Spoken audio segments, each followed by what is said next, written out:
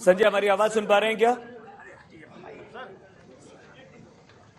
जी हाँ, बिल्कुल। हाँ संजय, बताइए, कोई खबर आई है क्या अंदर से? क्योंकि अब खबर ये आ रही है कि रिमांड मांग ली है सीबीआई ने। और जी हाँ, बिल्कुल। सीबीआई के सूत्रों का ये कहना है कि उन्होंने मैक्सिमम रिमांड मांगी है और ऐसे में अब ये देखा जाना बहुत दिलचस्प होगा कि कोर्ट कितने दिन की रिमांड देता है और उसमें दलीलें क्या रहती हैं, क्या दलीलें सीबीआई देती है। संजय, आपको रोक के बीच में बताना पड़ रहा है। आप ठीक कह रहे थे 14 दिन की जो पहले खबर आ रही थी वो 5 दिन की, क्योंकि संजय जब हमने आपसे पूछा था 14 दिन, आपने कहा था नहीं कि 5 दिन की मांगेगी, और वही हुआ। बड़ी खबर इस वक्त की ये है कि सीबीआई ने 5 दिन की रिमांड अदालत से मांगी है कि 5 दिन के लिए दिल्ली के उप मुख्यमंत्री मनीष सिसोदिया को हमें दे दीजिए रिमांड पर, और 5 दिन में हम मनीष सिसोदिया से सारे लोगों से बातचीत कर पाएंगे और सबूत इकट्ठा करेंगे और फिर से अदालत में उन्हें पेश करेंगे। संजय, बताइए। इसमें 5 दिन की रिमांड मांगी है, लेकिन इसमें मुझे नहीं लगता कि 2 या 3 दिन की रिमांड कोर्ट देगा और उसके बाद बोलेगा कि क्या आपके पास उपलब्धियां रही हैं इन 3 दिनों की, वो हमारे सामने रखिए। उसके बाद फिर हम तय करेंगे कि आखिर आपको आगे रिमांड दी जाए या नहीं।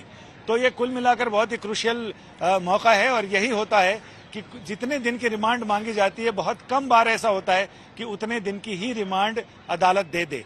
अदालत उसमें 1-2 दिन की कमी जरूर कर देता है, क्योंकि ये 14 दिन है, वो 14 दिन बचा कर रखने होते हैं। ये कुछ वैसे ही है कि आपको सारे दिन गर्मी का, रेगिस्तान की गर्मी हो और आपको 1 लीटर पानी दिया जाए जिसमें आपको 2 दिन काम करना है, तो ऐसे में आप बहुत किफायत के साथ उसे खर्च करते हैं। तो रिमांड को लेकर भी यही है कि रिमांड मैक्सिमम 14 दिन की ही दी जा सकती है, उससे ज्यादा की रिमांड दी नहीं जा सकती। मांगने को तो बहुत कुछ मांग सकते हैं, लेकिन उसमें जो मांगने का कटोरा या दामन है उसमें 14 दिन से ज्यादा का समा नहीं सकता। लिहाजा अदालत भी थोड़ा थोड़ा करके देती है ताकि काम भी होता रहे और जांच एजेंसी पर प्रेशर भी रहे। संजय, अब क्योंकि अदालत की कार्रवाई बहुत तेजी से शुरू हुई है कि मनीष सिसोदिया को पेश करते ही सीबीआई ने अपनी बात रख दी है, आपको क्या लगता है कि बहस कितनी देर चलेगी और कब तक निर्णय आ जाएगा?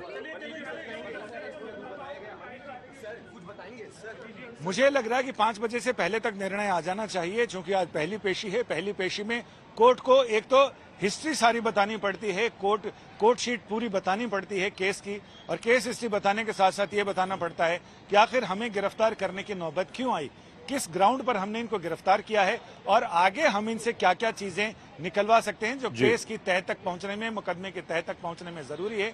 जांच में क्या क्या चीजें बिल्कुल ऐसी जरूरी हैं जो अनअवॉइडेबल हैं, जिसको अवॉइड किया ही नहीं जा सकता है, वो सारी चीजें बताने के बाद फिर बचाव पक्ष को मौका मिलता है। बचाव पक्ष ये बताता है, यानी मनीष सिसोदिया की तरफ से कहा जाएगा कि उनकी गिरफ्तारी अवैध है और तथ्यों पर आधारित नहीं है, एफआईआर में नाम नहीं था फिर भी उनको गिरफ्तार किया गया। राजनीतिक वेंडेटा की बात भी कही जा सकती है कि केंद्र सरकार, चूंकि हमारी सरकार ज्यादा बढ़िया काम कर रही है, इससे हमसे राजनीतिक बदला निकालने को हमारे साथ ऐसा किया जा रहा है। तो ये तमाम चीजें ऐसी हैं जो आमने सामने के दलील और तर्क दिए जाते हैं और इसके बाद फिर अदालत तय करती है कि आखिर किसकी बातों में कितना दम है। और सीबीआई का, जहां तक सीबीआई की बात है, सीबीआई ने बहुत सारी चीजें, सबूत और दस्तावेज, तमाम चीजें पेश किए हैं और जिसमें उन्होंने कहा है कि इस मामले की जो राजस्व, आबकारी राजस्व का घोटाला है, इसको लेकर ये कहा जा रहा है कि ये करोड़ों, सैकड़ों करोड़ का घोटाला है, लिहाजा वहां तक बात पहुंचनी चाहिए। ईडी ने भी अपना नंबर लगा रखा है। सीबीआई की जैसे ही कस्टडी खत्म होगी फाइनल, उसके बाद फिर ईडी इस तैयारी में है कि वो भी अपने मामले की जांच के लिए, जो एफआईआर दर्ज की है उसकी जांच के लिए मनीष सिसोदिया की कस्टडी चाहेगी। कुछ वैसा ही मामला होगा जैसा कार्ति चिदम्बरम और पी चिदम्बरम के मामले में हुआ था। पी चिदम्बरम को पहले सीबीआई ने गिरफ्तार किया, फिर सीबीआई ने अपनी कस्टडी में रखा। सीबीआई की कस्टडी जैसे ही खत्म होने वाली हुई, ईडी ने अपना दावा कर दिया, फिर ईडी ने कस्टडी में रखा। तो कुल मिलाकर वो 50 से 51 दिन की कस्टडी, पूछताछ और तमाम चीजें वो सब चले थे। और इसके बाद फिर 14 दिन तो इन दोनों ने कस्टडी ली थी। उसके बाद फिर वो शायद 50 या 60 दिन पी चिदम्बरम को जेल में रहना पड़ा था। उसके बाद फिर उनको जमानत मिली थी। तो फिलहाल मामला यही चल रहा है। जो हमारे सहयोगियों ने खबर दी है उसमें यह आया है कि जज सीबीआई द्वारा दी गई केस फाइल को भी पढ़ रहे हैं। जैसा कि मैंने बताया था कि केस फाइल दी जाती है और केस फाइल का विवरण दिया जाता है और ये बताया जाता है कि आखिर किस ग्राउंड पर ये मामला दर्ज किया गया है और किस ग्राउंड पर उनको गिरफ्तार किया गया है। सीबीआई ने कहा कि मनीष सिसोदिया नई फाइल बनाए और उसके बाद उस नई फाइल बनवाई और उसके बाद उसको पास करवाया। ये जो आबकारी घोटाले को लेकर मामला है, और ये भी कहा गया कि सीबीआई ने कहा कि विजय नायर इस मामले में बहुत सक्रिय था।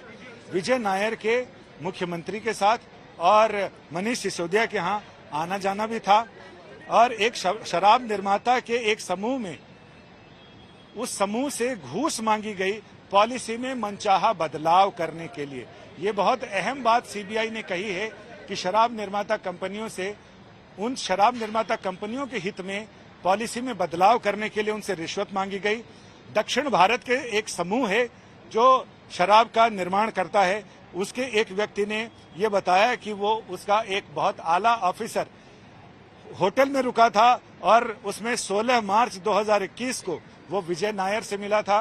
विजय नायर इस पूरे मामले में किंगपिन माना जा रहा है। मनीष सिसोदिया के कंप्यूटर से आंकड़े मिले हैं जिससे पता चलता है कि 5% और 12% का कोई मामला था, जिस पर मनीष सिसोदिया से पूछताछ की जानी है कि आखिर ये 5% और 12% क्या है। कोर्ट ने सीबीआई से पूछा कि आपको रिमांड की क्या जरूरत है।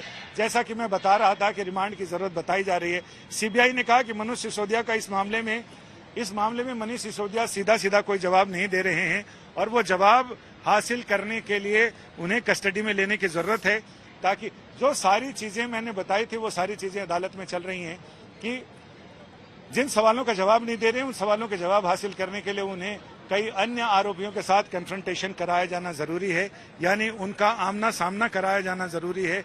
और इन तमाम दलीलों के साथ ये दलीलों का आदान प्रदान चल रहा। अभी सीबीआई शुरुआत है, सीबीआई अपनी दलीलें दे रही है, इसके बाद मनीष सिसोदिया की ओर से दलीलें दी जाएंगी और जो आधार मैंने बताए हैं शायद उन्हीं आधारों को वहां दोहराया जाएगा और ये बताया जाएगा कि इनकी गिरफ्तारी अवैध है, गैर कानूनी है और बिना किसी नोटिस के, बिना किसी पूर्व सूचना के उन्हें हिरासत में लिया गया, उन्हें गिरफ्तार किया गया। इसके पहले और भी तमाम कई तरह के आरोप लगाए जा सकते हैं, कहे जा सकते हैं, वो सारी चीजें अदालत में होंगी और उसके बाद मुझे लग रहा है कि अदालत इस मामले में आदेश रिजर्व कर लेगा और इसके बाद फिर शायद आदेश प्रोनाउंसमेंट आज ही शाम को लगभग 5 बजे से पहले तक हो जाना चाहिए, ऐसी मुझे उम्मीद है।